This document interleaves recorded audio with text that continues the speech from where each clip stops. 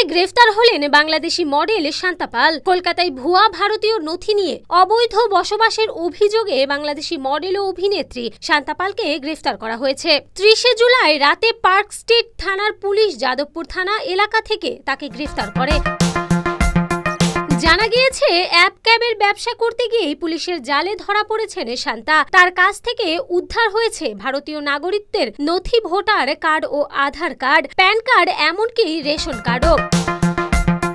Police সূত্রে খবর, কলকাতায় বিভিন্ন জায়গায় ভিন্ন ভিন্ন ঠিকানা দিয়ে থাকতেন তিনি। সম্প্রতি ঠাকুরপুর থানাতে প্রতারণার অভিযোগ দায়ের করেছিলেন শান্তা। আর শান্তার করা মামলার তদন্তে নেমেই শান্তার বিরুদ্ধে একাধিক অসঙ্গতি পেয়েছে পুলিশ। দেখা যায়, শান্তার বসবাসের ঠিকানা এবং মামলায় উল্লেখ করা ঠিকানা দুটি ভিন্ন ঠিকানা। এরপরেই পুলিশ জানতে পারে শান্তা আদতে বাংলাদেশি নাগরিক। তিনি বাংলাদেশের 2 নামী সংস্থারও মডেল ছিলেন, একাধিক বিউটি প্রতিযোগিতায় নাম দিয়েছিলেন।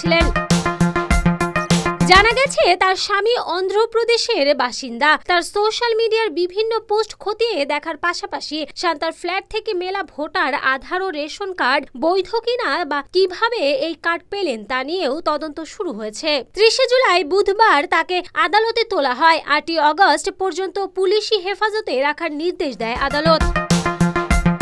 2020 সালে টলিউডের পরিচালক ও শ্রাবন্তী চট্টোপাধ্যায়ের প্রাক্তন স্বামী রাজীব কুমারের বিরুদ্ধে যৌন হয়রানির অভিযোগ তুলেছিলেন শান্তা। সিনেমায় কাজের সুযোগ দেওয়ার বিনিময়ে আপত্তিকর প্রস্তাব দেওয়ার অভিযোগ এনেছিলেন তিনি।